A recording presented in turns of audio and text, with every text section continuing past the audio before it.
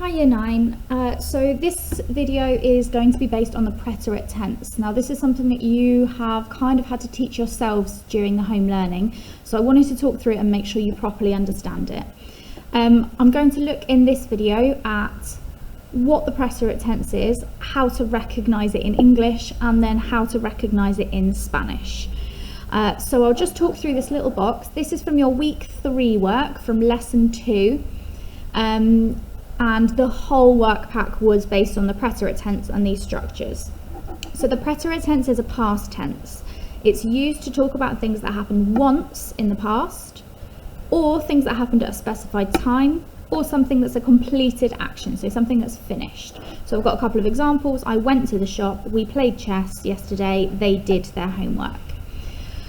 This is different from the other past tense that we've already learnt, which was the perfect tense. We did that at the start of Year 9. That tense explains things that we have done. So instead of I went to the shop, I have gone to the shop. We played chess, we have played chess. They did their homework, they have done their homework. That's the difference between these two. The preterite is things that happened. The perfect is things that have happened. Okay, so we're just going to do this exercise here, task 4 from your worksheet, using this as the rule. Which one of these sentences in English are in the preterite tense? So I go out every day. That's not in the past, didn't happen at specified times, not something that's completed, so that one is not the preterite. I have eaten my breakfast. So it is the past, but it's not a completed action that happened at a specified time. This one has got the have in, which is our perfect, so that's not preterite. They used to go on holiday to France. It is the past, but it's not something that happened at a specified time or something that's completed. It's something that's ongoing in the past. So that one isn't either. We finished our homework. That is in the past. And it is something that just happened and it's now completed, so that one is the preterite. I ate cereal for breakfast. It's in the past. I told you when it happened. It's completed. Yep, that just happened and it's done. She blew out her candles. It's in the past. We know that it's a completed action. It's not something that went on and on and on. She just blew them out. Yes. Last year, I went to Greece. It's in the past. I've told you when it happened as well, and it's something that just happened and it's finished. I wasn't going to Greece all the time, I just went last year, so that one is. And I am meeting my friends today. That one's not in the past, so that can't be a preterite, that's in a present tense. So we finished our homework, I ate cereal for breakfast, she blew out her candles, and last year I went to Greece. All of those are our preterite tense. So we're now going to look at how it's formed in Spanish. So I'm going to jump ahead, just for the purpose of the video, to task number 7 on the same worksheet. You can use your tenses booklet to help you for this, so if you struggle with this video, feel free to refer to that. Find those pages on the preterite tense and it should be able to help you. So I'm going to talk you through it. Now we've got 2 different sets of endings, okay? So I've got my ER and IR.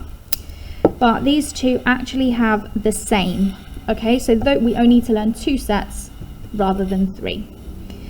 As you can see, for our AR, ER and IR verbs, we do what we normally would do in the present tense, which is take off our AR, ER, IR. So I'm going to have ab all the way down.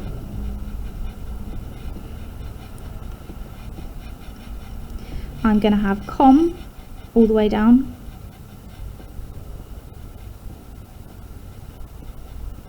And I'm going to have viv all the way down. Okay, got rid of my AR, ER, IR. We're used to doing that. We do that with our present tense. So as you can see in the preterite tense here, we've got E with an accent for the I form, and we've got I with an accent for the ER and IR. Now as we go down, you will see some sort of similarity between the 2 sets of endings. So for you singular talked, or you singular spoke, it's going to be hablaste. He or she spoke, habló. Now that accent is really important. If we don't have that accent, it means I talk in the present. If we have the accent, it means he talked in the past. And the difference in pronunciation, habló, habló. Okay, that's where the oomph is. We amos, which is the same as our present tense. We would just use the context of the sentence to work out if it's past or present. Asteis, for you plural spoke, and they spoke. Hablaron. Okay, so they are unfamiliar at the moment, but you need to learn these because you will need the preterite tense to be able to get a grade 4. For our ER and IR, as I said, they're both the same. So I, instead of aste, for you ate, we're going to have iste, com iste. He or she ate, comió, so one extra letter there. Instead of amos, we're going to have imos, comimos, we ate, comisteis, you plural ate, comieron, they ate. So you can see that there are some similarities between those two columns. And as we said, these are exactly the same. So viviste, you lived, vivió, he, she lived, vivimos, we lived, vivisteis, you plural lived, and vivieron, they lived. So those are our preterite tense endings. The final thing I want to do then for this video is just recognize some sentences in Spanish to decide whether they are the present or the preterite tense. Now this is in a slightly different order on your worksheet. This is actually, we're moving back now slightly to task 6. So we're going to use blue for the present and green for the preterite. So we need to identify our verbs. Como verduras frecuentemente. So como is our verb, that's our action word.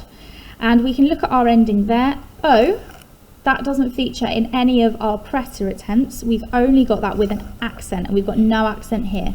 So this one is our present tense. So I'm going to circle that in blue, and that means I eat. O is I do something. Anoche comimos pescado con arroz. So comimos is our verb. Have a little look at our table. This is one that we had. If this was present tense, it would be hemos, but it's preterite tense, as we can see here from our grid. So we're going to circle that in green. Last night, we ate fish with rice. Okay, you don't need to worry about translation for this. We're just looking at the tenses. Tomé fruta para desayunar. So this comes from the verb tomar, which is to have. And looking at our grid here, E with an accent, tomar is an AR verb, so it's I had. So again, that is our preterite. I had fruit for breakfast. Number 4, generally, mi hermano toma un bocadillo con queso y jamón. So toma, again, is our verb, from our verb tomar, to have. Just an A. We don't have it in the preterite. We should recognize that from the present tense. It's he or she has. So that needs to go in blue for present tense. Generally, my brother has a sandwich with cheese and ham. Number 5. Mis padres bebieron vino mientras vieron la tele. So our verb we know is bebieron, because that's about drinking.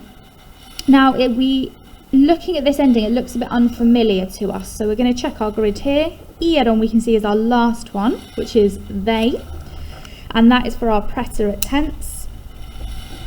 So my parents drank wine whilst, and we've got another verb here, vieron, but we can see we've got the same ending.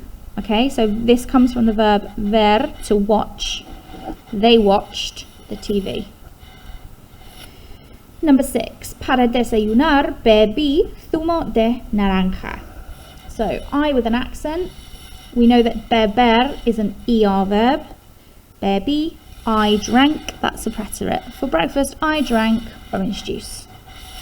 Number 7, para cenar, raramente tomo pollo con patatas fritas. Tomo is our verb.